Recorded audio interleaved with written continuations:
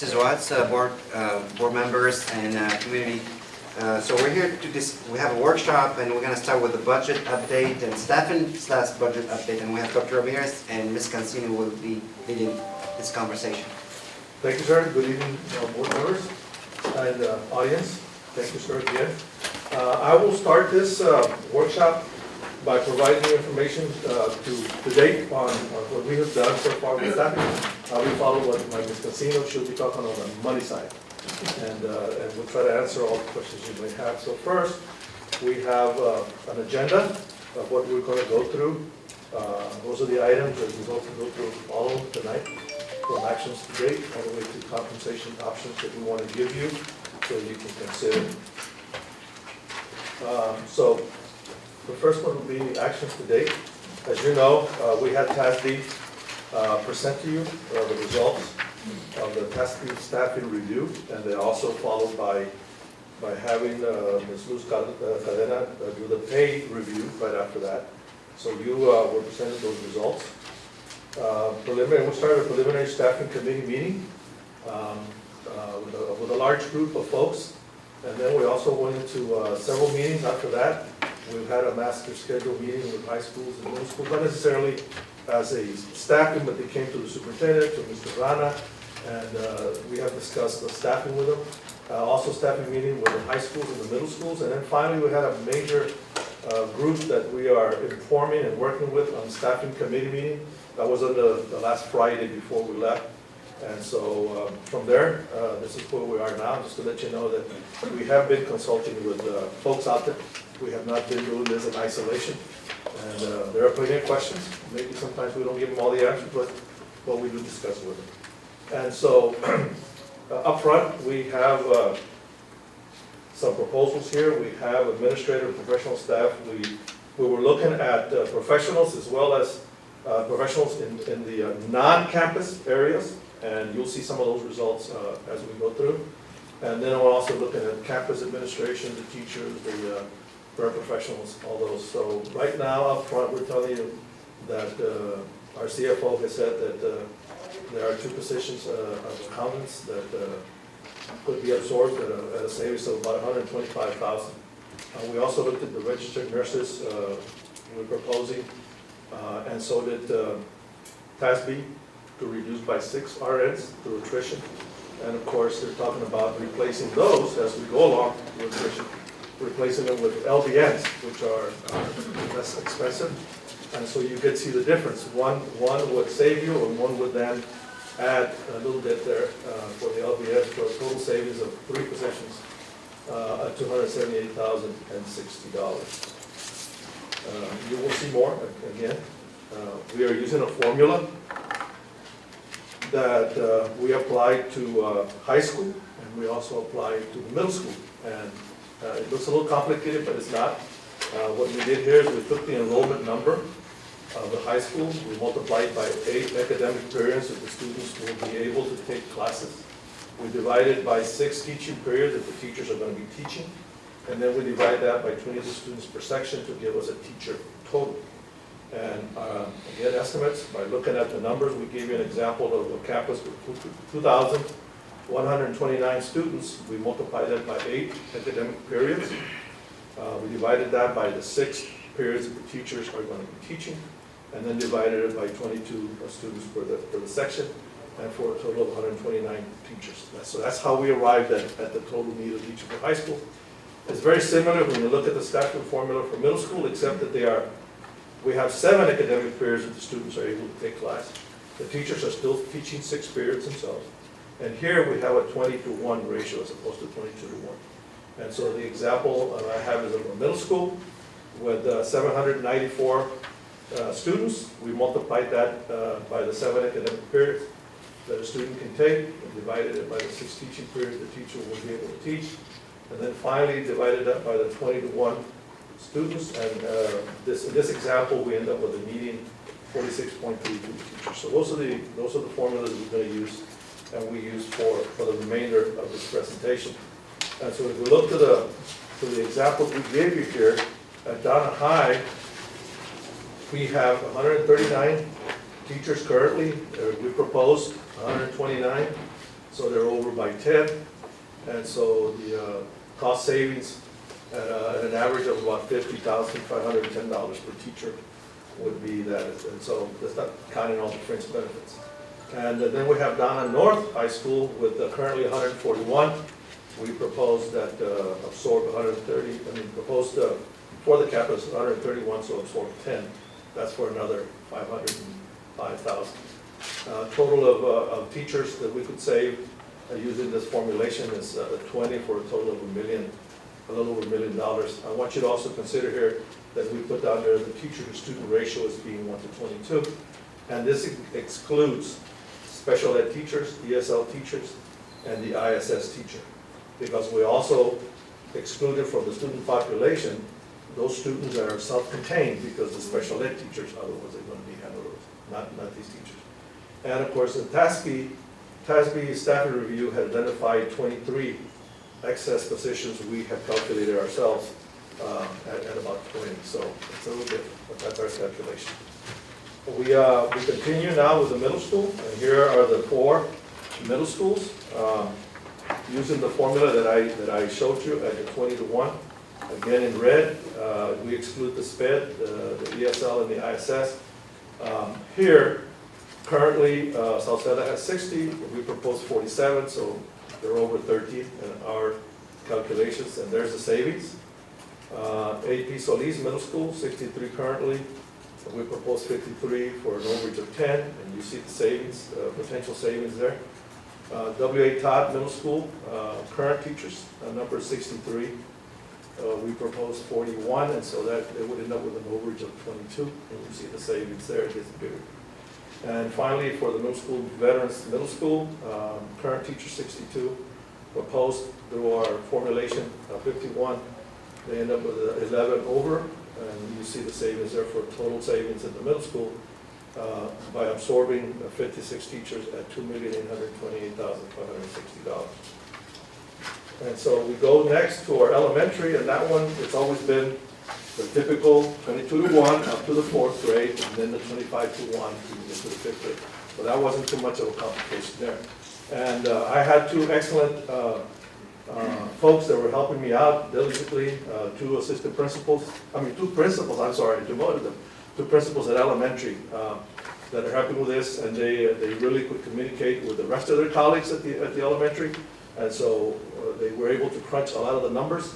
And so here is a proposal, and this includes, of course, the new PK3, actually having teachers for that too. So this is with the need for the 7 campuses that are going to have pre-K3. So we'll look at Ochoa, of course, across, I don't want to go through all of them, there are a ton of them, but if you just look at them, that we see some savings. Proposed teachers is based to current totally 354 and proposed 339, and after the formulation, you see that we're over 15. So there's a potential here to absorb 15 classroom teachers at $757,650. Yes, ma'am. Do you want me to wait to the end of the presentation and ask questions, or? No, whichever, it's a workshop, so. Okay. If I could go back one to the middle school. Yes, ma'am. Can you well, actually 2 questions, I'm sorry. The, the staffing formula that you all used, remind me why this formula, because I thought at the high school, you couldn't use something like this because of the specialized courses. Like a physics teacher, that we need a physics teacher, but we might not have 22 students per class period. Can you talk about that? Well, what we propose is that we're going to work with the principals, and they're going to work with the numbers that as a result of the formula that we have applied across the board for them. And we'll have to work with them. If they have those needs, we will actually staff with them, but, and I think, yes, sir. It's the next step, so we're working on this, right? So the next step is actually not working with the committee, but actually working one by one. So for example, we meet with Dr. Castillo and we sit down with her and with her team and figuring out, okay, this is the 10 teacher based on the calculation, but wait a minute, I need maybe another teacher for this, or maybe I can let this, I don't need this teacher for that, right? So it would be the individual conversation. We're not gonna do this in isolation. A lot of this work has been done through committees, but we did not have that one-on-one, just addressing the need for every campus. We'll be doing that starting this week with every middle school. Elementary is very easy. It's really the high school because of the specialized courses, and also the middle schools. We're going to be meeting with each one of those teams. Oh, so this kind of just gives us a starting point? Yes, Like we're correct. saying, like a You got round it. ballpark You that we got should it. shoot for? Yes. Okay, Correct. Isn't that great. formulation? None of this is finalized, as I said, because we still have to have that one-on-one. This was done through work of committees and also looking at the TASB studies that were done. The next phase, after we present this, is to come back and meet with each individual team separately, Yeah, and then work on their specific offerings and specific needs.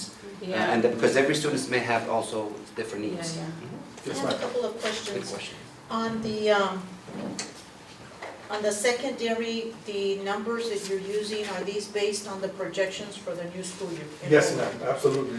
They came from the Teams Department, Mr. Perez, and Okay, that's what we're doing. So sometimes you get to see some numbers that TASB might have used from the beginning of the year, because they started in February, and so we have the latest, it's of the 15th or 13th of April, right. the projected numbers for every level throughout the district. Yes, ma'am, that's what we did. Now, in elementary, and Mr. Rana, I've been out 2 years, so do we still have in elementary like bilingual classrooms? And so was that taken into consideration in elementary, that these are the bilingual students, so these are the number of students that we need, and then these are the regular? Because that's gonna change your variables? Well, again, and I did have two excellent principals that are actually in campus, and those are the conversations that we had, and those are the conversations that they also had by phone with the rest of them. You will see later when, and we'll share with you as we go along with the campuses also, because they're also gonna say, I can't do this, because one of those things you said is, I have only a certain amount of kids that are all English speakers, and I can't mix them, although the conversations are, we should be able to mix, but to a point. And so those are another ones that we have to look at individually by the campus, but that is very, very close to what they can do, man. Very, very close to what they can The answer is yes or no? do. The answer is yes, as far as like, Was yes, it was, the the bilingual, bilingual, yes, they the were. bilingual numbers They were, were? yes. So that's what This actually, the elementary, as I said, I mean, it's very straightforward, right? I mean, easier, I'm not saying it's easy, but it's easier than the secondary. But yes, that's the only, what Dr. Valdez is talking about is that's the only, I guess, caveat, right? Is making sure that we're taking care of our bilingual students and non-bilingual students. So yes, that's what's done. Because Yes, you might have like 30 students. Yes. And okay, you need, let's say 24 are English. yes. So you would need 2 English teachers and a Spanish bilingual. Yes, ma'am. Do you see, And even we though it's look- only 30 students? And those have been parsed out, and we have that information. Okay, As to how many of those, I only have Spanish testers, all those kind of things, they came up. And like I said, I have 2 excellent Yeah. people that are working with me on that. Like for us, I think, and I know all of us really, like, we understand that we have to make some difficult decision, but obviously the needs of the students will be always a priority, right? So of course, if we have a bilingual student, right, so we need to make sure that we have a bilingual teacher in there. We want to make sure that their need of the bilingual students are addressed the same way that the needs of non-bilingual students also are being met. So we, And so my one Go ahead, other I'm sorry. clarifying question is, I was looking at the presentation from last time, or the note from it, it said the absorption of up to 44 middle school teaching positions, but I know in the presentation, but they said if the ratios apply theoretically, you can save up to 72 excess positions. Can you talk about the, I need Yes, some clarification there. they just used the formulation very similar to ours also. And it was a factor used by taking an 8-6 or a 7-6 schedule, at the campuses. But they could apply it necessarily to a department or to a section of a department. In other words, because of math, somebody was saying, what if you have a teacher that does that, only that course, and the students are not taking them in big volumes? That's what they did. And yes, they had that formula, I studied it, but we decided that we were gonna offer this for them. So when TASB did the study, right, they give us different options. They said, what kind of master schedule or better schedule would be offered? Is it the 8-period, day? Is it 7-period day? And then also, how many of those periods the teacher will be actually teaching? Like, in other words, how many planning period you're gonna give them? We're not changing that. No, we're not. So they did their study, say, okay, for 8-period and they're teaching 6 out of 8. This is how many teachers you can save. If you're going with 7-period and they teach 6, this is how many teachers they can save. So the 72 that Mr. Dr. Ramirez is talking about is for our teacher teaching 6 and our students actually having 7-period in the day. Oh, which is not the schedule we're on right now. We're not, no. We have intervention, we have 7-period plus an intervention right now. And it's, so when we met with our middle school principal to talk about the master schedule, we had like a different conversation, like what we want to do for next year. And they all agreed that they didn't want to have intervention, they want to extend the period, right? Because when you do 7-period plus intervention, you shorten the period. They want to have more time, our teacher wanted to have more time with their kids in a regular period, right? So they said, hey, let's eliminate intervention, let's make 7-period, so that way each period is about 58 minutes or so. Yeah, 59, right now they are 58, 59 minutes? 47, 49 minutes, they are going to go 59 minutes. Yeah, and then our teachers will teach 6, so they will have a planning period per day and teach 6. Are we gonna get away from doing the teaming concept at the middle schools? So we trying to be given a little bit more autonomy to our principals, because if we wanna, it's kind of like, you're giving me more autonomy, so but then you're holding me accountable. So the same thing, we're doing the same thing with them. We want to trust them that they are the principal, the manager, or leaders of their building. So we want to give them some autonomy as far as how they're going to make it. I can tell you, after working for 16 years in middle schools, I know that having the kids and students in one team working with the same group of teachers is the best practice, and I would highly encourage and recommend that. But we want to give some flexibility and some autonomy to our principals, Mr. Rivera. So. Yeah, because I know that's one of the issues, that Yes. whenever you have Team A and Team B, Yes. and they don't allow for intermingling, I guess is the best word for it, Right. where I've got Right. one teacher who's got a classroom that's full, but yet Yeah. Team A has one that's got 17 students, and I Right. can put my overflow in there. All right. And that's what we're talking about, equity, right? When it comes, and also having a balancing the classes or the periods. It's so key to have, like, as much as possible that equity, that balance. Mr. Ramirez, so right now I'm looking at there's about 91 teachers extra. How many teachers typically do we lose every year? Either because they retire, they resign, they move on, they get married, whatever it may I was be. told they're gonna ask you that. Last year, 97 to date, this year, 38. Okay, so 97 Last year. Oh. Through either okay. retirement or resignation. And I have downloaded the 16, 17 year, and I can provide that later. Oh, It's perfect. just a matter of crunching it to identify who they were.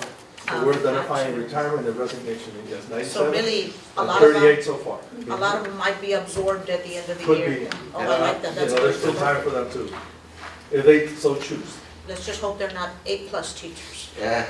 that are leaving. Okay, good.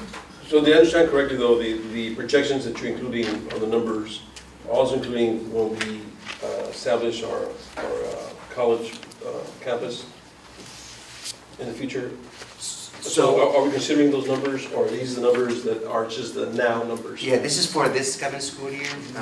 If we decide to go to early college, obviously the projection will change.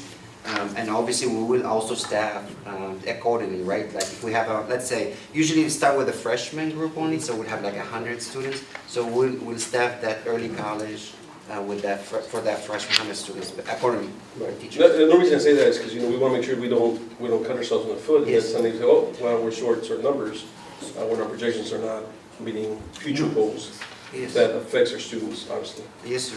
I mean, it's obviously out, and so we also, another thing we have to keep in mind, we cannot, we're all hopeful that we're gonna turn around our enrollment. As you all know, we've been losing enrollment the past few years.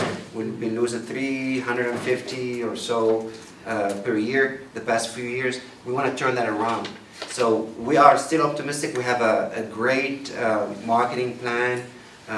We've been doing a lot of stuff, but we're gonna do even more things. We're gonna be knocking on doors. We're gonna be like everywhere, talking with our community and make sure that our students are coming back to our district, not leaving our district. So this is just projecting our enrollment number, but we are still optimistic that we're gonna turn this around as far as student enrollment too. Okay. And so we continue now, we go into instructional aids. And here, TASB was proposing somewhere of a benchmark of 8 per 1,000 students. We reviewed them and looked at the numbers. At the high school and the middle school, the majority of instructional aides are in the special ed department. They're either BIAs, they are inclusion, and they are self-contained. So the biggest portion, as you may know, if you've been here for a while, that's what it is. So we're proposing the numbers they have at the high school and middle school, and so that would give you no savings at 0 over. But when you go to the elementary, again, we're identifying here, we're putting together, they have suggested that we absorb the clinical aids, that we absorb the library aids, and so identification here, instructional aids, the determination was made together with talking to the 2 principals and their colleagues that at the elementary we would propose an instructional aid per classroom for pre-K 3, the new one that's coming up, PK and kinder. No more proposing instructional aids at any grade above that. Okay? So here we're identifying that the current positions they have is 141, the proposed position is 99. So there's a potential savings here of 42 positions for that amount of money. So total of all instructional aids is 42 at $840,000. I'm sorry, did you say this was inclusive of BIAs also, or exclusive? No, Okay. we don't have the instructional, the special ed are separate, So those are, okay. because that's, the department is going to staff based on individual needs. Remember, there's a special ed when they're in a self-contained or a PPCD, is the term to use here. And so we're talking about identifying those again, clinical aids, home aids, and the library aids. Proposal, I think you saw what Yes. TASB was proposing there. Okay. The next thing we do is we go to clerical, paraprofessional, and here they had a benchmark of elementary 4.5 to 1,000 students, and the secondary they had a 5.5 to 1,000 students. And so we reviewed, we looked at the clerical positions, the paraprofessional positions from top to bottom. And the high schools, they have a collective positions of 37, and we proposed only 31 of those for a savings of 6. In some cases, we can have beams and attendance, sometimes you can combine some of those. The clerks for the counselors also, sort of reduce those numbers in there. And the same for the middle school, we have 34 current positions, 29 proposed, for a savings of 5, possible 5 absorptions there. Elementary, again, they have current positions of 38. We proposed 28 of those for a savings of 10 positions. And then when you talk about non-campus, it's the remainder of us. We are proposing 60 instead of the 73 that are currently. And this is because some place you might have a secretary and a clerk in the same building, the same department, and there's a potential for saving at least 13 positions there. So that's $390,000 there for a total savings, hopefully of absorbing 34 positions in the clerical paraprofessional to include the non-campus, which is us, at $915,000. So, potential savings here, if we look at all of it, We'll look at administrative professional staff, saving 3 positions. You see the figure there? Teachers, 91 for 4,596,000. Instructional aides, 42 for 840,000. Clerical and paraprofessional, 34 positions could possibly be absorbed for 915,000 for a total savings possible on those 170 positions of $6,629,470. Dr. Ramirez, Yes, sir. these numbers that you're coming up with for salary savings, that's just on salary savings, that does not include fringe benefits, right? That is correct. And so here are some options to consider. If you have questions, please ask. Option 1, of course, is attrition. Close positions through a natural process such as retirement and resignation. Fill in all needed positions with certified teachers, highly qualified. They used to be called that. We still like to consider them highly qualified. Then there's a teacher in a position that they're certified to teach. And a group remaining teachers, once you assign all the teachers to the positions you have, based on the qualifications of the teachers, you group the remaining teachers, and you sort them by the hire date. And there's where you come up with your list of the last one in, first one out. Once you have that group, those group teachers will be reassigned throughout the district as teachers retire and resign throughout the district. You might not fill with your certificate if I'm excess and I happen to be maybe math and somebody else leaves somewhere else and it's not a math, you won't send me there. You might send the ELA or the social studies, whatever you need. So based on the requirement and on your certification. And we will be looking at those folks also for additional certifications, and we already have downloaded that from SBEC so that we know exactly what kind of certificates you have other than the one you use right now. The second option is a non-renewal of teacher contracts, and here you can consider by certifications, and again, we'll look at them. If we find some that are not certified and identify, and then those that do not have an endorsement. And we have needs for endorsements such as ESL, such as bilingual, and consider that as one of your options. Contract types, of course, we have the probationary and the alternative certification. They're an intern for 1 year, also to look at those for possible absorption, just an option. And option number 3 is non-chapter 21 positions. Us, the majority of the professionals that are not in a principal position. So you would also look at through attrition, the normal process. We're not issuing letters of assurance, and that could be to auxiliary paraprofessionals that do not get a contract. And then, of course, the other one would be people such as myself that have a non-Chapter 21 contract. That means that at the end of the year, you could say that's the end of the trip for you. So again, those are the options that we give you, and that's my portion of that. And of course, you can always come back and ask me more, but now I'm this. Hold on, I have one Yes. question. I know that TASB didn't include it, but I don't see why it's not something the district could do internally. Did y'all do a comparison, because we have like 14 strategies in central office.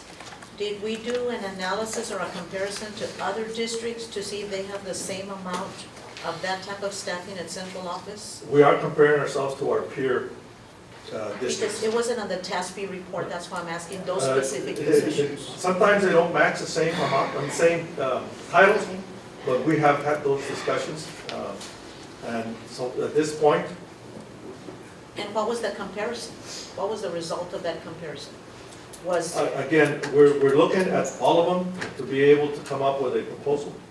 okay, so y'all are reviewing those So yes, internally? we are looking at obviously the central office as well. And we also, because we're also in the middle of a strategic plan, so we want to make sure that everything comes together. So if we have to cut or reorg or whatever is necessary, we'll be also bringing that forward to you guys. And the reason that I just want to make sure that I point that out, because you've got a student right here. The teachers are the closest to the students. Anything that's further away, I think we need to keep whatever's closest to the students and remove in this manner. Because it's directly affecting the instruction of our children. Absolutely, and I agree with you, and if you notice, like, for example, we try to keep that ratio small, like 1 to 20, 1 to 22. I mean, a lot of us are former teachers, and having 20 students, I mean, having 15 is better, of course it's better, having 10 is better, But then 20 is very much also reasonable number of students. So we try, I mean, we try to be fair. We know also have to make some cuts because we want to give raises to our teachers. That's how we can recruit and retain the best teachers, the quality teachers. And if we don't give them a raise, that's gonna be a problem keeping them. And I don't, I mean. I know that one time at the high school, we used to have 28-1, Yeah. and sometimes we had 30 seats, and, you know, they put 30 kids in there, you know, so I don't know if that's doable. I mean, I know that it's not ideal, Yes. but I mean, I know that one time that we used to have, you know, at the high school, it's easier to teach 25, 30-1 compared to middle school where, you know, you're, you know. So, and thank you for saying that. We wanna address our students' needs and also make sure that our teachers, we're not giving them like an impossible burden, right? Right. We wanna help them be successful with our students. But also, we have to keep in mind that our enrollment has been in decline for the past few years. Our staffing numbers stayed the same, or maybe went up a little bit. So you're supposed to be parallel to each other. You bringing in, you have less students, so you're bringing in less money, you have less staff. Because you cannot afford to pay more if you're bringing in less money. You gotta spend less if you have less money. And I think that's what the issue, that's why the situation that our district is at right now. We've been like getting less money and spending the same amount. And I think we have to, at some point, make sure that they go together. Hopefully, we can turn our enrollment again up, and so we also can have more staff.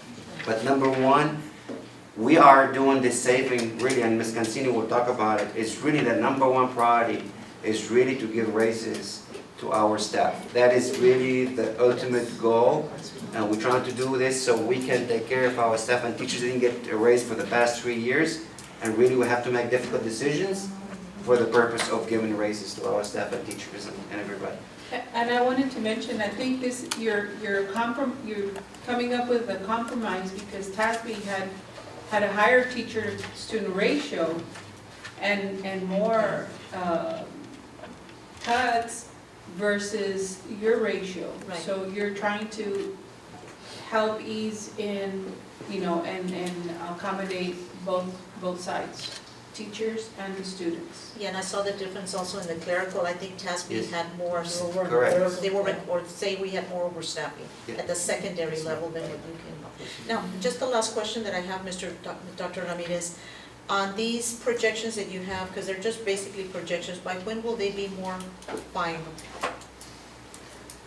Well, That's we- gonna we- drive well, her budget, I Yes. guess. Well, again, we still have to have our meetings, as we mentioned to you already. So, I mean, we would like, I'm sorry. May or- No, it's early May. We if we can finalize the plan and get it done, because we wanna start, we wanna have some good news to our staff and teachers, hopefully before the break for summer, right? That is ultimately the goal, is to get everything ready, so maybe we can, if we can come up with a solid plan, we can also come up with a raise plan, right? And what would be the option, and make sure that they go home happy for the summer break, thinking like, okay, I'm coming back next year, I'm getting this much money more, right, or whatever it is. So that's really the goal, because we don't want to lose our staff, we don't want to lose our teachers. We know that folks will move on, whether they're retiring, or maybe they move into Houston, you know, or Texas, whatever, some other places in Texas, I guess. But we want to keep them here, we don't want to lose them to Westlaco next door, or PSJ, or Edinburgh.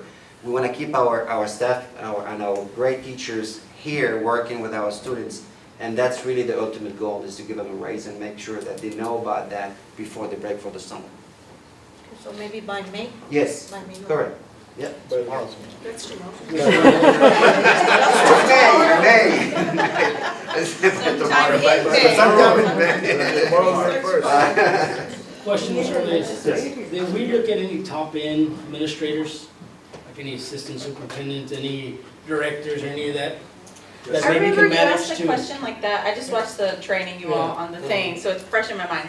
So David, I remember Mr. De Los Rios, you asked a question like that similar to her. My understanding from her response was that The number that they had under the district administration, where she pulled out absorption of 2 degreed accountants, from her response, my understanding was that district administration, she looked at all central office and the principals and APs. Yes. but Is we that all- y'all's understanding too? Like, central office was included in that review in her But if response? if we're looking at neighboring Directors cities, were- do neighboring cities have maybe 4 or 5 assistant superintendents? I mean, that's what I'm looking at in general. So we're looking at that, we're also looking at like police, you know, how many staff members we have, how many are assigned per Police campus, department. how many people are actually at central office, you know, whether they're investigators or not. You know, those are just some of the things, because we're looking in general at all these other positions, we're looking at cutting, but we have to do it across the board. My understanding was that They they are. did look at that, and the only thing to note was the accountants. No, they looked at what was included, because they did do the study on the directors. I did see that, the directors did come out. But the strategists did not come out, and neither did the top assistant superintendents. So There it was no wasn't fully comparison of- central No, staff? it was not. So just take into consideration, Mr. Ramirez, Yes, sir. My understanding also, if you can refresh this, Dr. Azaiz, a lot of the directors of some of these departments are slash assistant superintendents. Where, here? No? No, Like, not yet. Mr. Angel, or no? No, Mr. Henry is just an assistant soup. It's titles, like, it's just the title, like, some other school district may not call him assistant soup, and might call him something else. But they have Not director direct, of department, I mean like Mr. Angel and who else? CFO, Dr. CFO, Right. HR, Aceves. Saseves, Mr. Rada. But they all have their designated Area, job yes, correct, correct. slash assistant soups, right? Right, and we're Yes. just saying comparable to other school districts our size, do they have the same number of assistants? My understanding, It's assistant superintendent of or assistant superintendent for? Right. For human resources or for operations? okay. or for If you, leadership? we can look at, if you want, we can do that, and we can look at, like, school district with similar demographic and tell you more or less. As I said, they may call them something different, Right, but, that's what my but the pay would understanding be the was. same, and the duty may be very similar. Right, it's not like having a separate assistant superintendent, just assistant superintendent. I mean, you know, these individuals, my understanding was they have specific roles and Right. they No, have. correct, certainly, I understand, you know, but the way I'm looking at it, okay, so teachers have specific roles too, but we're Right. still looking at where are we overstaffed? No, I So know. my logic is, are we overstaffed in that area, yes or no? That's simply in And that question- comparison to other districts, We've asked that question for 3 years now. and you haven't gotten an answer. No.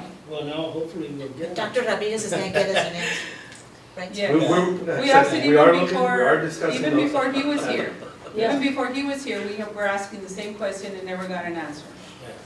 Let's hope we had good one. It will. And hopefully we'll get one soon, and another question I have is the job descriptions. That was another thing we're looking for all the department Right. heads, that they meet the criteria to be in That the position. that the department, the folks in charge have Yes. meet the job description, yes, sir. Yes, sir, we And have, I- we have worked on those too. I have not found any of those that you mentioned that are not, meet that job description. I know you In were- other words, they're qualified to do the job they're hired to do. Well, they meet the job description. They meet the job description now, you might change the job description once somebody leaves, Yes. but you don't change them on them when they're sitting in there. No, No. I understand. But Wanna once make sure. somebody resigns or Yes. retires, Yes, then we it are. will be. We can update. We definitely look at those, Yes, especially the very top ones, right. yes. I do thank you for the opportunity, and Ms. Casino will continue.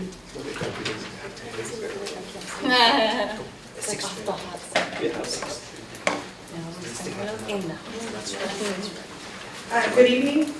I will continue.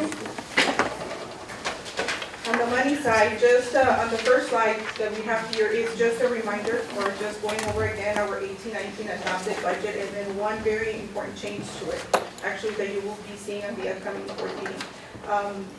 So we have the revenue, we have not changed. At the last budget workshop, I went over them and I told you how we've decreased in some areas because of the enrollment, but we've gained in career and technology. So basically, one did the other one a wash, and revenues, we're still projecting them to stay the same. For appropriations, we adopted almost $147 million in appropriations. So that the transfer out for the $2 million for the health insurance. And so we adopted a deficit of $4.1 million in the general fund. The change that we have upcoming it'll be in a budget amendment, is to increase the deficit by $1.5 million. And this is, I want to go over this part, this is because of the change in the calendar. If you notice the staff development days were at the end this year, or at the end. For next academic year, they're front-loaded, so they fall in August. So for our purposes, August is still this fiscal year. So I need to absorb 5 more days. Yeah, okay, So that is, yeah. so that's an additional $1.5 million. So that's the bad news. So that brings the updated deficit on paper, okay, so this is budgeted, not actual, I want to clarify that part, to $5.6 million. So some of the things that we've done this year, we've tried to implement the staffing guidelines through attrition, like we said we would last year. So on the next slide, what you see is some of the closed positions that we've done. So this year, we've been able to save almost $2.5 million through attrition. These are positions that people either resigned, he mentioned 38 This year. this year. So this has cost this pretty much. So based on that, what we did is that we took from other campuses and we moved to those vacancies. So we've saved $2.5 million. Other reductions in departments have netted a savings also, or potential savings of $1.3 million for an estimated savings this year of almost 3.8. So what I like to point is, if you go back to the adopted deficit, we have the 4.1. We had saved 3.8 this year, so we were almost breaking even up until that point. So then everything else that you saw, the staffing before, whatever we're able to implement on that would be towards probably giving or potentially giving pay raises. So that's why it's so important to look at that staffing before, because that's going to drive the money, or that's going to generate the money that we need in order to be able to give those raises. So some of the things that to consider for the upcoming 19-20 year, it is, I know we're talking about May, knowing how much we can give. Well, it's a legislative year, so we don't have funding set. That will happen over the summer. However, there's very positive feedback.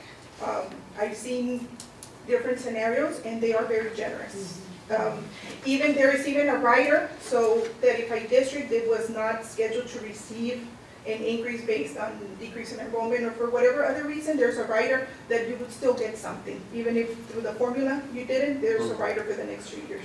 So that's good if it passes the way they have it. Excuse me. Also, in some of the proposals, there's additional funding for pay increases. It ranges. I've seen it from $5,000. It goes from the House to the Senate, so they're back and forth. But they both have money there for giving raises. So that's also a positive for us. Right now, they're depending on what proposal you look. One of them is including everybody minus administrators, and then the other one is saying only teachers and librarians that will fund. So we would have to find funds to give raises to all the other positions. And the basic allotment for what looks is Yes. looking very good too. Yes, so increase right that now one. it's at 5,140. There's 2 different proposals out. The House, the House has it at a little over $6,000, and the Senate has it at 5,830. So they're still Right, it negotiating still back and varies on forth, that one. but it is going Looks up. good. The only bad part is that they're doing away with several things. One, the high school allotment. So yes, the high school allotment. The GT allotment, which is not that much money, but still, it's money that we get. That one also is going to be dissolved, but the big one is the high school allotment, as we received over $1 million.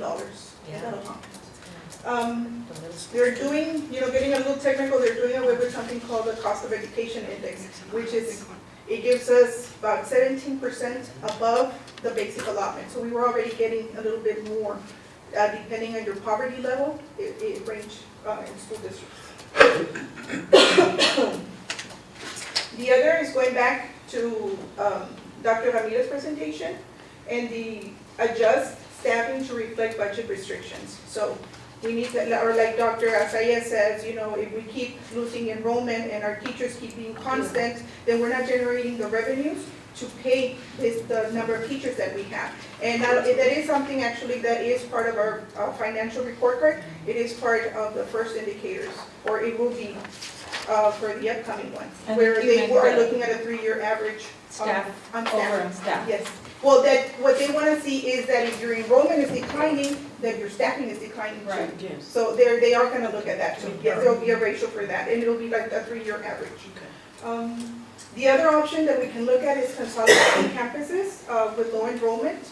I know we haven't discussed, I haven't gotten any indication if that's something that we want to compare, look at numbers. Not to put it out there, it's happening, but it's something that I think we should know and have in our minds. It is a possibility. So that's something else that we could look at. There you would save administration costs and possibly some of the teachers depending on the ratios. So now to look at how much a possible compensation would look like, so we put dollar amounts to this. Do you have a question, sir? No. Okay, so we have 3 options here. One tends to be very conservative to a more generous one. So hopefully we can work something out here, but what I have here is, the 4 or the 5 major group categories. You have your teachers and nurses, we have our administrative professionals, clerical, support, instructional support, and auxiliary staff.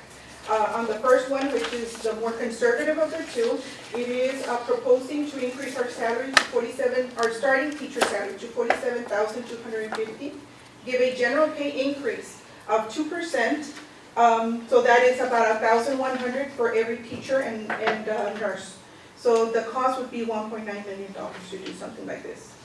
This will also give equity, so if somebody would fall below the step of the new higher scale that we adopt, then it would bring people up to that amount. The minimum they would get is $1,100. It may be more for other people depending on where they fell on the scale.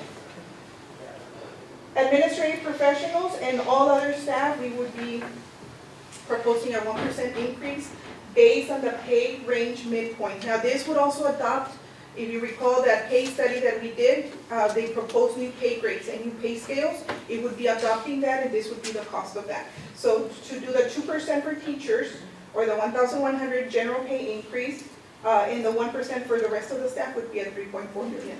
So these options include, let me see, I just want to make sure I understand. So they include the pay raise plus also the possible adjustments? Plus Those that equity. fall Equity. into that? Yes.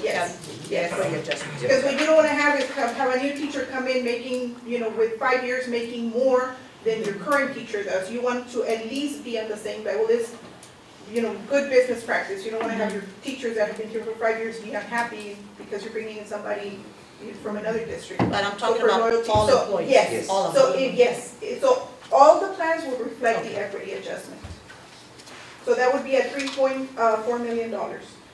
So what I want to point out is that the increase on the 1% is not a 1% on what you're making. It'll be on that new adopted pay range. So if you're on pay grade 3 of, the maintenance, and then you go and look at that pay range, you look at the midpoint, it's a 1% increase on that amount. So it'll be equal for everybody. So if it's 25 cents, it'll be 25 cents for everybody in that category. The compensation plan option 2, same category of employees. Now this one has the starting salary, bringing it up to $48,250. It is a 3.3% increase on teachers for at least a general pay increase of $1,750. Yes, sir. How does that 48.2 compare to our surrounding? We're still, I have that here. That still puts us below. They were on the last quartile, if you break it down into fourths maybe, or in the upper quartile. Let me tell you, I have here how much, We just need to keep in mind also, it's a good question, Mr. is that I was in a superintendent meeting the other day, Region 1, and I know, for example, a PHA are already talking about the raise already for their staff and teachers, so we're trying to keep up with, catch up with Yeah, them. everything is just. Yeah, the whole- so the whole they're schedule. moving, exactly, they're moving, and we're Yes. trying. that would place us at third with Mission. Their starting salary, the highest right now is La Jolla at $49,500, and then it's PSJA at $48,500, and then it's Mission at $48,250, so we would be comparable to Mission. So we would be moving, it doesn't have a number, well, we're 10th, so would move us to third on the list. And it would be 1,750. With equity adjustments, it would be $2,624,000. So That's that's assuming that they don't adjust their. Correct. If they stand as they are right now, we would be. Well, some of them probably won't have a choice, like Mercedes don't have, we know that. The rest of the categories would receive a 3%, a 3% increase, again, would be on the pay range. If we adopted the pay range presented by TASB, it would fall in whatever midpoint they are. I said it'd be different, and there would be also equity adjustments on those positions. So for a 3% increase, general pay increase, pretty much for all groups, it would be $4.7 million. Quick question. Yes. Now, on some of the employees, I know that we have some that are pretty much getting paid more than shape in the position they're in. Are they still gonna get that raise? There was some that No, were as maxed out. we can put wording where the raise would be if you are above your pay range, then you're frozen. Okay. So yes, we can be very technical as to how we put that. Yeah, and you saw it on the study, if you went through it, you saw that, I don't know if you remember seeing this? Yes. So it would be the ones that are above or are out of the boxes. And we will be able to know who they are, we know who they are. No, Ms. Garcia, these options that you have right Yes, here, ma'am. they are without consideration of what happens with the legislature. These are just numbers so that you know how much we need to save, so that we can bring forth. So the cost of option 1 would be that. The cost of option 2 would be this. Okay. Yes. Have we We're not found the Question is money? yes. That's correct, right? Okay. So So we're not so depending it on is depending on what revenues we receive and how much we're able to cut still from the current budget. Because right now, minus the $1.5 million, we would be breaking even. So I really thought that we were not gonna have a deficit at the end of the year. Considering the way we've been doing, I know we've been frugal with our spending, we've been very forceful about not allowing certain things, especially now towards the end of the year. So we're trying to conserve as much as we can, so we have this. We still have the health insurance to worry about. We have those $2 million that I hope we don't get to use them. It looks like we might. But I had built a fund balance last year also, so there was still money already transferred out last year. So there's a little cushion there. Hopefully we don't get to use all the $2 million, just maybe one. There's still, so I was kind of hoping that we'd be able to save. And I have this, I wanted to tell you about the $1.5 million because it's shifting costs from one year to the next, but you're not gonna see the savings the following year because I'm bringing in those 5 days again. So it's a wash next year, but this year, the cost of moving up those days is $1.5 million. And is that something that we need to do? We already adopted the Calendar, calendar. yeah. Unless you want to revise the calendar, that would be the only option, and go back and remove the dates. So, would it affect next year? No, it would have no effect on next year, it'll have an effect in this year. We're gonna have to spend it, I mean. Regardless. Regardless, So we take it up, take it back. exactly. Pay me now, pay me. Well, no, next year you wouldn't save it, That's what I'm saying. yeah, so you're just taking the cost, that's the cost of moving it up. Yeah. So, Option 3. option 3, so this is the more generous of the options. This has the teacher pay at a 5.1%. This would be a general pay increase, so every teacher would receive at least $2,750 pay increase. That would be a $3.7 million cost. With equity adjustments also, that would put us right at second place, right below La Jolla. They're at 49.5. If they, that's if PSJ doesn't get a rate, they're at 48.5. So then everybody else would get 3%, and then the cost is there, it would be $5.7 million. So that's how much we need to trim through attrition or through, looking at consolidating campuses, but depending on how much we want to be and how aggressive we want to be with our staffing, then this is the number that we need to keep in mind. So do we want to save $5.7 million, and we need to be a little bit more aggressive in either the staffing ratios, where we stick to the 1-to-22, 1-to-20, or that kind of stuff, and then making sure that we do implement it. So this is just giving you a number out there so you know what the cost would be. It doesn't have to be like this. It can be, well, I'll take part of this and I'll take part of that. So the teachers, like for example, the teachers, the salary numbers that you have there, the cost, you're taking into consideration the current staffing right now? Yes, Okay, so it should be a little less. right, so like the 91 teachers that could possibly Yes. leave would transpire into what? Yes, ma'am. There's 91. 37. But right now, we are with current staff. The number that you see there is current staff. So we still have to factor in, and I think the district has turnover, and he mentioned, of almost 100. We're already, every year, we're already at about 40, let's say, so there's still the possibility of an additional 60 teaching positions. But can you save them all? Probably not, depending on certifications, area of need. But there is potential to save, a large chunk of money if we implement the staffing guidelines, just based on teachers naturally resigning or retiring at the end of the year. That takes the bulk of it, the teachers? Yes, and that is the costliest also. And like I mentioned, it doesn't have to be exactly like you see it here. It could be, maybe you want to focus on teachers 1 year, and that's your biggest area of need, so you want to put more money there. And maybe the other areas you do less, or there's areas that you may not want to address. We can put all kinds of different scenarios where we can work with the money that we're able to generate. Now, I won't have an exact number to give to you till I know how much money we're gonna get from the state. It is positive. I've Yeah, seen it the is scenarios and they look very generous, but I can't give you the numbers. I've seen from $3 million increase to upwards of like 10 million. So it just depends on what ends up being passed. When will we find out? When they Legislature sign the bill, yes, the June, right? budget is June. Before The June. And hopefully legislature it'll go is into special. May, the end of May, right? Probably over the summer, And then veto, and then blah, blah, blah, and then back and forth. yes. However, it does seem to be less contentious than other years. It Yeah, seems like I they think really do so. want to funnel money through education, so it seems like it's semantics on wording and changing things here, but overall, I haven't seen a lot of disagreement.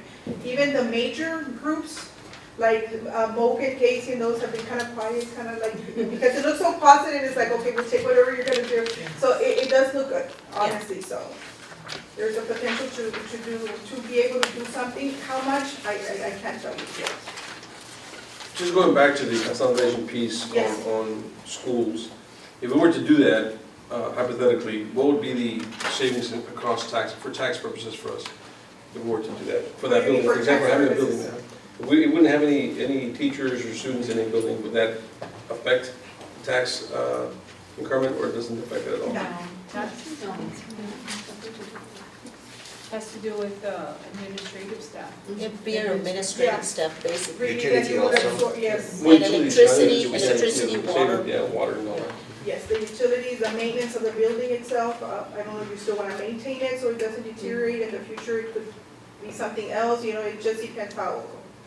Is it a complete shutdown, or we're still keeping the there- power on? Repurpose, that was your Are Are there any repurpose. campuses that are that low? Yes, 300, Yes. something like Oh, okay. that. 300. so we can put something together, a plan, and do a little presentation at the next board meeting if you want to. Whatever you all want us to work with, we will do, as far as information that you need. Wait till pre-K3 starts. Yes, we do the budget.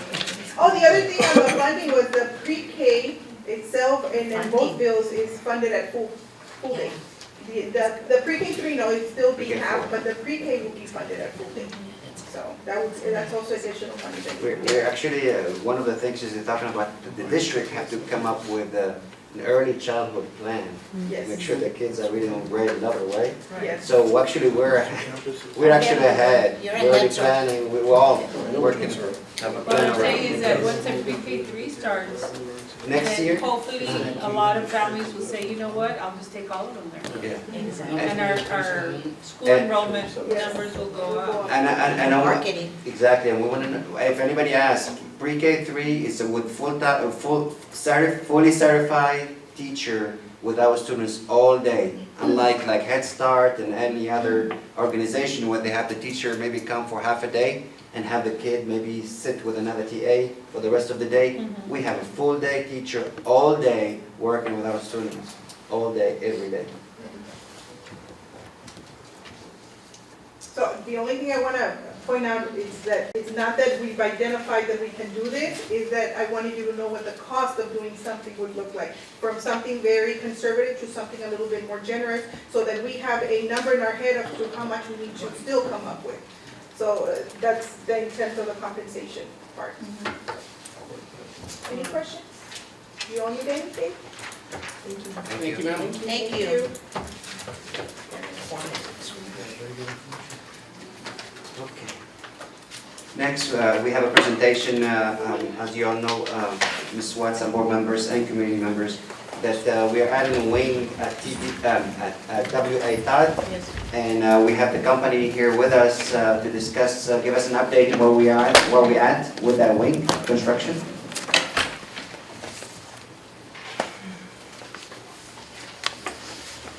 Good evening, Madam President, Superintendent, Board of Trustees. My name is Jose Rios with NM Contracting. And I prepared a presentation on the progress, timeline progress, the overall completion date, and as well as some pictures for you guys to.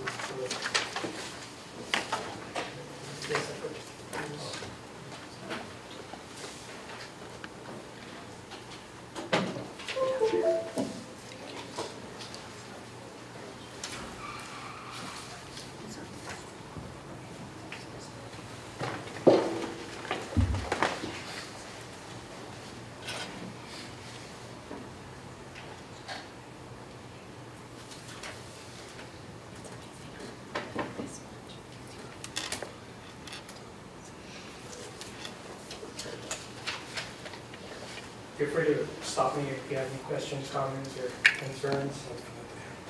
Again, this is a construction progress for the WA Todd classroom addition. You know, from the inception of the project, we received our notice to proceed, and we were to replace some existing storm sewer lines.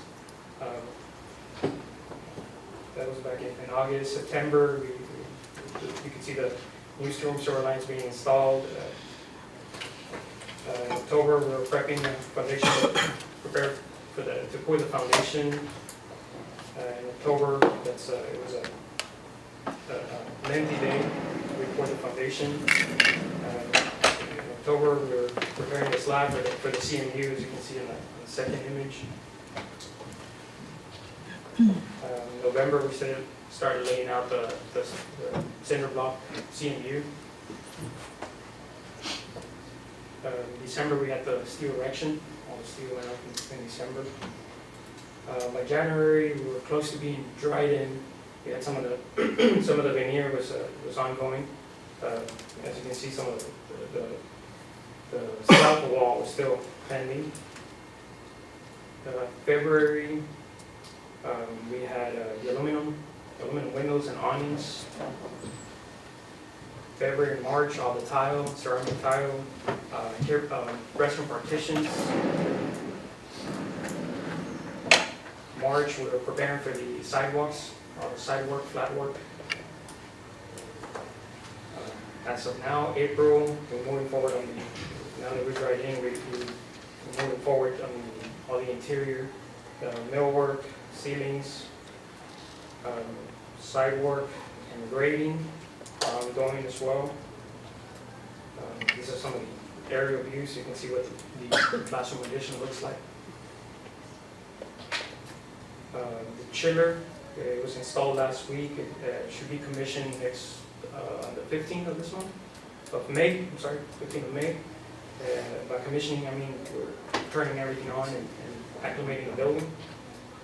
And I wanted to just kind of speed through the progress up to date, and I wanted to focus from April to our tentative delivery dates. And we can zoom into the bottom portion. May 15 is the chiller commissioning.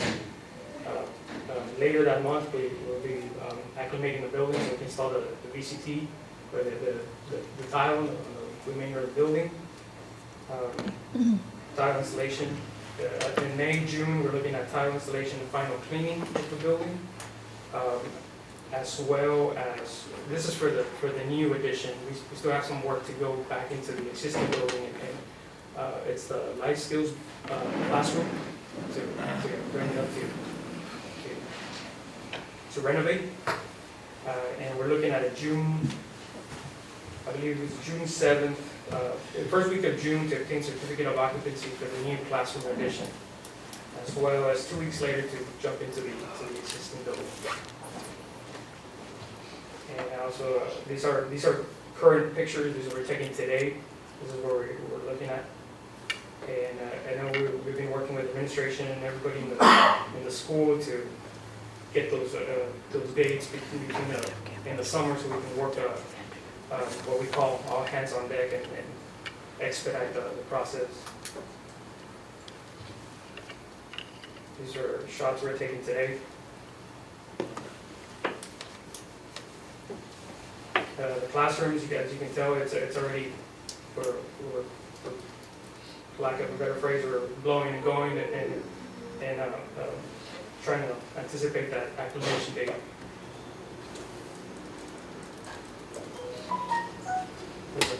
That's presentation. What is Good it, presentation. Thank you. what is the total cost? Because we came in after the construction started, so what is the total cost? The total cost, Thomas, 3.1? 3.1 is, And the square footage? I don't have that information with me at this time. 20,000. 20,000 square feet? 20,000?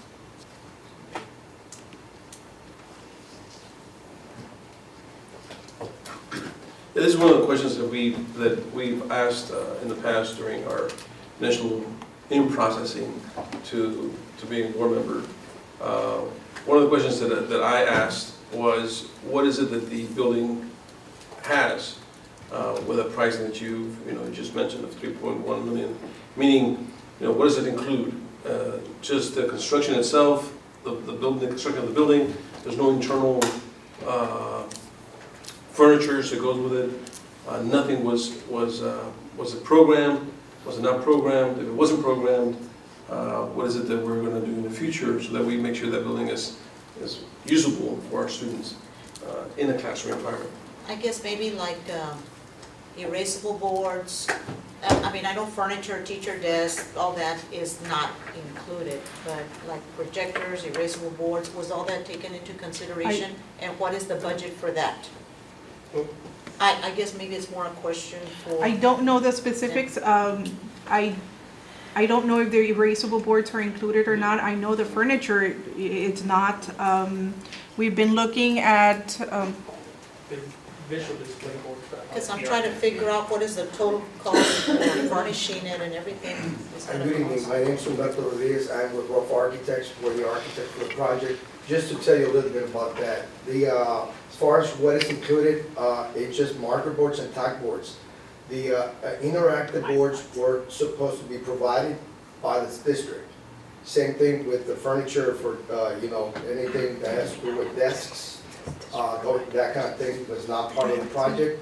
I don't know if the school budgeted for that or not. We were just asked that the building would include the basic construction items. We typically, on any school district, furniture is not part of it because you probably get a better price if you purchase those through your district. So no intercom, no internet Oh, connection? no, I'm sorry. That- There yes. is intercom, fire alarm systems. Okay. Everything is integrated to your existing system, and it should be working when we get that project substantially complete. That is part of the project. Is the But not the infrastructure, Technology? you're talking about the technology, drop lines, Technology, tap lines, all that because stuff? there was an E-rate on that. Your IT department is running all your cabling system. What we provided was the infrastructure for it, and they're providing all the data. Okay, so How many classrooms are there? We're looking at about, 20? About 20 classrooms, if I'm not mistaken. I'm sorry, I don't have the plan in front of me. I think, would we be able to get that, Ms. Cancino or Terry, from We- when it was like 2 years ago? Cost relationship. We can, Ms. Angel is had to go for a doctor appointment, so she's not here today, but we make sure that she gets all the information for us. Maybe she can email it Yeah, to. of course, all the information. Yeah, I think because it Cost goes and back to like 2+ years ago. Sure. Sure, we can Right. have I Mr. think it was like over 2 get years all ago. some I'm sorry information that we we can share started about it. this. Yes, being the Oh. planning, the budget, I mean, We started this probably about 2 years ago, perhaps. 2 plus, maybe. And I think we came back and Mr. Figueroa presented to you all in front of the board. I'm not sure if this was the board at the time, but I know that some of your board members were part of the committee. And we went through this and I I think it think was they pretty. had, back then they had budgeted an X amount to cover all the expenses. Well, But, I okay, mean- so. the No, I'm budget- talking about not just the building and the components to build, but also, furniture, et cetera.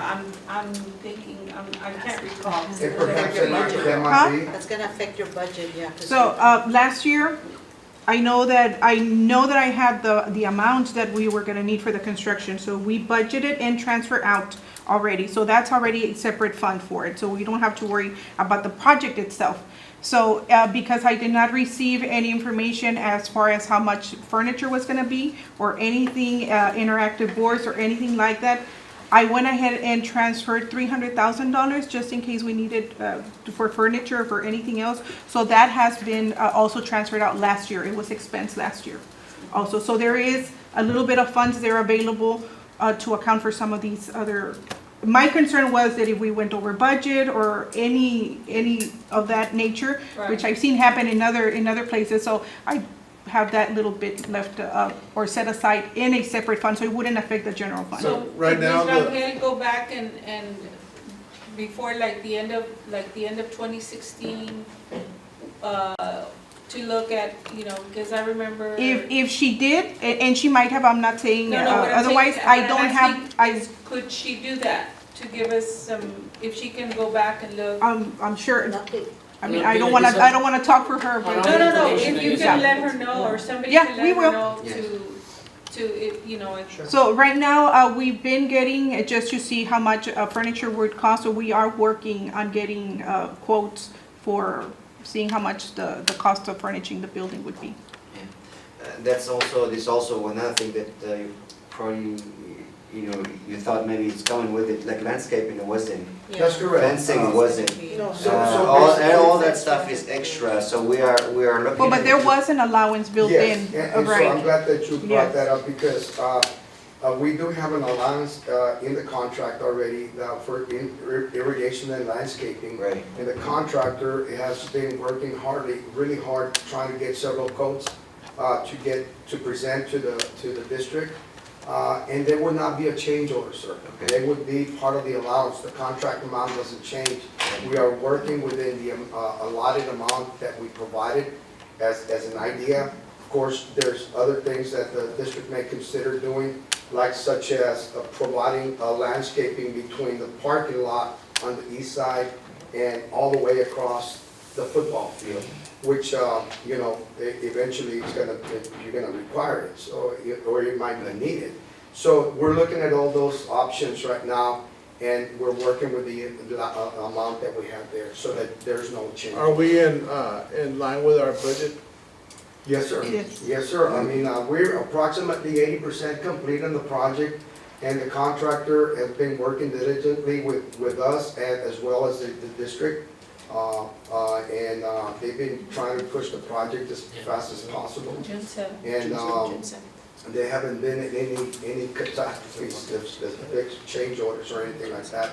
What we've asked is, because of the district's asked us to do this landscaping, and that's why we put it as an allowance.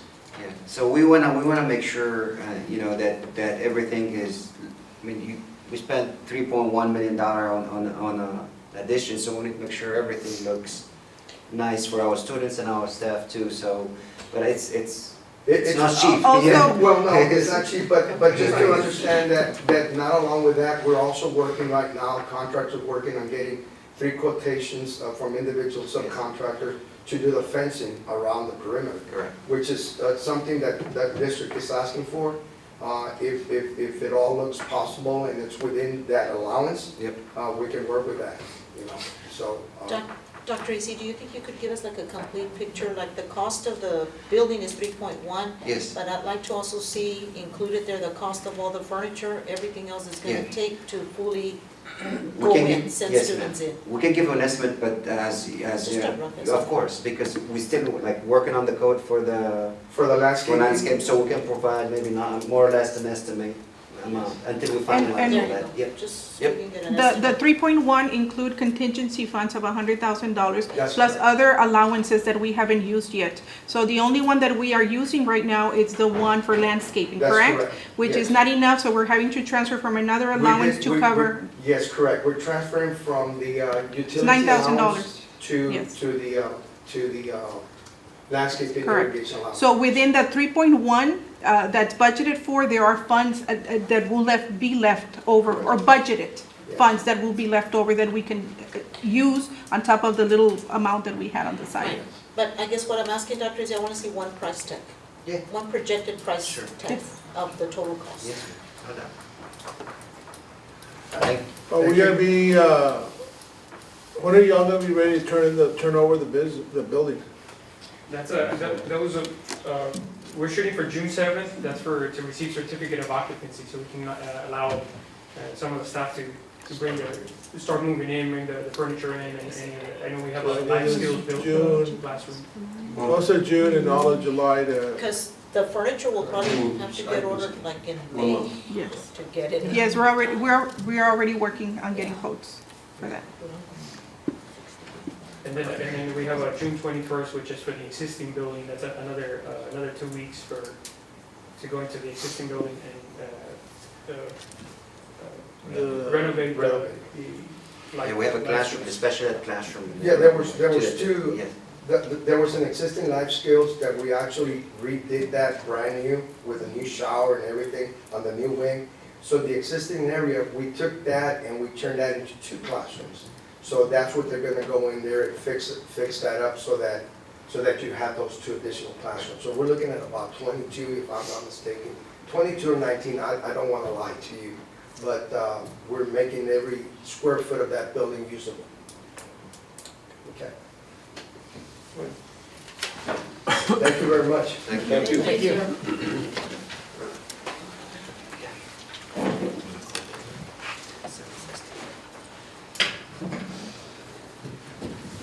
The time is 7:16. I call this meeting to order. Please stand for the pledge of allegiance. I pledge allegiance to the flag of the United States of America and to the republic which stands, one nation, under God, indivisible, with liberty and justice for all.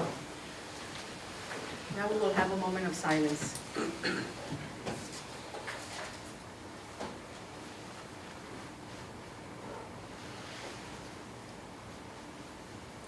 Okay. Thank you.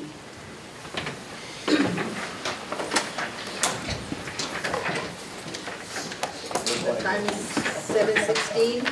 We're going into executive session as authorized by the Texas Government Code sections 551.071, .072, .073, .074, .075, .076, .082, .083, and .084. Now we'll move into executive session. Thanks. Sorry. Yes. Yes. 8:15, Yes. No.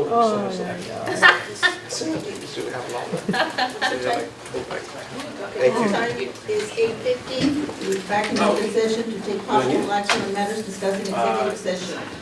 A, discussion and possible action to approve superintendent's recommendation of personnel, approval of personnel, approval of recommendations of professionals, paraprofessional, auxiliary personnel, no action. Approval of recommendation for proposed renewals of term contracts, no action. Approval of recommendation for proposed terminations of probationary contract, no action. Approval of recommendation for Chapter 21 term and probationary contract renewals for teachers. I move we approve as discussed in executive session. second. Favor? Favor. Was there a second? Second by Mr. Guerrero. Okay. I didn't hear that one. All right, then we're going back to, going forward with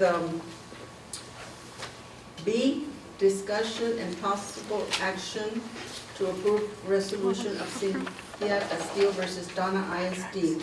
Do I have a motion to proceed as discussed in executive session? I move we proceed. Second. Motion made by Ms. Alicia Reina, second by Dr. Valdez. Motion passes. Well, Vote, all in vote. favor? Favor. Sorry. Okay. Alicia's in a hurry to get home. I'm sorry. She's rushing us. She's rushing us. Oh, my fussy baby's like, fancy. We understand, Alicia. Okay, and C, okay.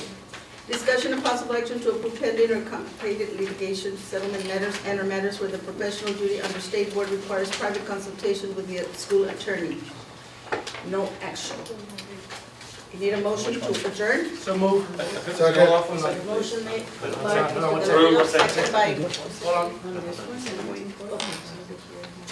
Oh, discussion and possible action to approve resolution of Cynthia, she didn't get your vote on that one, on B. Oh, on me? Oh, On B. On B, it was motioned by Ms. I didn't Reina. vote. What, No, on Mr. B, Reina? on every. Second by Mr. Guerrero. Right, Yeah. and then Everybody, everybody Everybody Yes. voted in favor. Everybody All in favor? Everybody Unanimous. voted in favor. Everybody voted together? Yes. Yes. Yes. Yes, ma'am. Okay, And then that's it. those are adjourned, there's no action now.